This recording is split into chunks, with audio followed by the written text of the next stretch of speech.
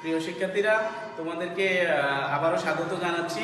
আজ এই জীববিজ্ঞান ক্লাসটি যান্ত্রিক ত্রুটির কারণে আমরা দুই ভাগে নিচ্ছি। তো এখন প্রথম অংশে আমি তোমাদেরকে ক্রোমোপ্লাস্টের কোথায় থাকে সেই পর্যন্ত গিয়েছিলাম।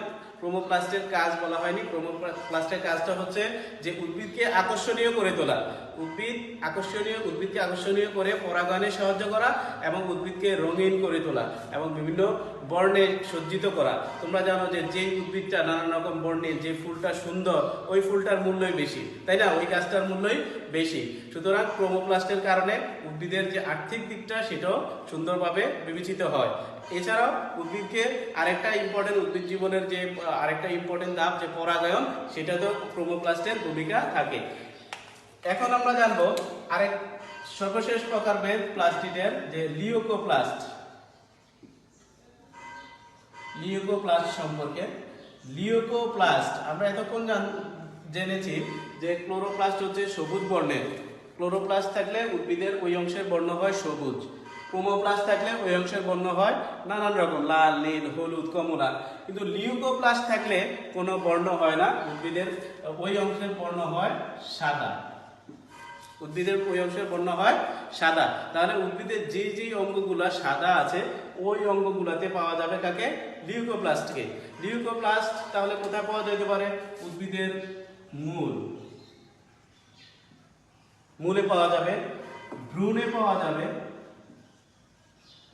এবং জনন কোষে, এবং উদ্ভিদের জনন কোষে পাওয়া যাবে লিউকোপ্লাস্ট। এই লিউকোপ্লাস্টের কাজ হচ্ছে খাদ্য সঞ্চয় করা। লিউকোপ্লাস্টের কাজ হচ্ছে উদ্ভিদে যে এই যে ক্লোরোপ্লাস্টের মধ্যে যে সালোক সংশ্লেষণ পদ্ধতিতে খাদ্য তৈরি হলো, সেই খাদ্যটা উদ্ভিদের ব্যবহার করে যে সঞ্চয়ের কাজটা করে লিউকোপ্লাস্ট। আর লিউকোপ্লাস্ট পাওয়া যায় উদ্ভিদের মূল, ভ্রূণ এবং জনন কোষে, এবং লিউকোপ্লাস্ট থাকলে ওই অংশটা হয় সাদা। তাহলে আমরা আজকে প্লাস্টিড এবং নানান রকমের প্লাস্টিড সম্পর্কে জানলাম। এখান থেকে যদি তোমার প্রশ্ন আসে, তোমাদের এসএসসি পরীক্ষা অনেক সময় দেখা যায় যে এই চিত্রটি দেয়, উদ্দীপকে এই ক্লোরোপ্লাস্টের চিত্রটি দিয়ে প্রশ্ন করে যে উদ্দীপকের অঙ্গাণুটি জীবজগৎকে কিভাবে টিকিয়ে রাখছে, তাহলে কি বলবো? উদ্দীপকের অঙ্গাণুটি জীবজগৎকে কিভাবে টিকিয়ে রাখছে? তাহলে দেখো, উদ্দীপকের অঙ্গাণুটি হচ্ছে ক্লোরোপ্লাস্ট। তোমরা জানো, আমি আমার ক্লাসে বলেছি যে ক্লোরোপ্লাস্টের মধ্যে যে একটা গুরুত্বপূর্ণ বিক্রিয়া হয়, সালোক সংশ্লেষণ বিক্রিয়া ক্লোরোপ্লাস্টে সম্পন্ন হয়।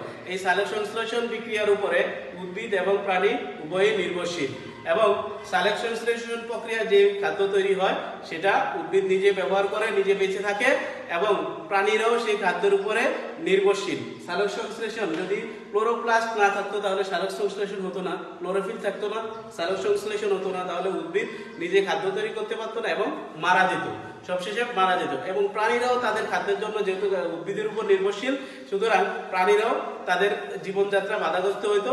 সুতরাং এই যে ক্লোরোপ্লাস্ট, জীবের যে বৈচিত্র্য বা জীবের বৈশিষ্ট্য বা জীবজগৎকে টিকিয়ে রাখা, ক্লোরোপ্লাস্টের ভূমিকা অপরিসীম।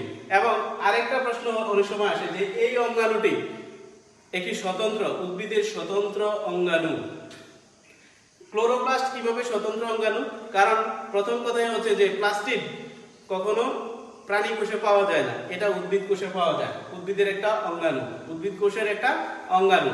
এছাড়াও এই অঙ্গাণুটার যে কাজ, এই কাজটা অন্য কেউ করতে পারে না, এই অঙ্গাণুর কাজ অন্য কেউ সম্পূর্ণ করতে পারে না। তাই এই উদ্ভিদ কোষের স্বতন্ত্র অঙ্গাণু বলা হয় ক্লোরোপ্লাস্টকে বা প্লাস্টিডকে।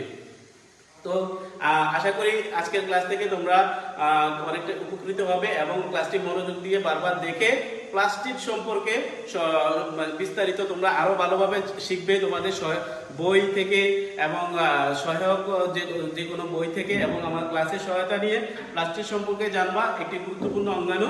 তো তোমরা সবাই ভালো থাকো, মহামারীর থেকে বেঁচে থাকার চেষ্টা করো, নিরাপদে থাকো এবং বাসায় থেকে পড়াশোনা চালিয়ে যাও, অযথা সময় নষ্ট করবে না। ধন্যবাদ তোমাদেরকে।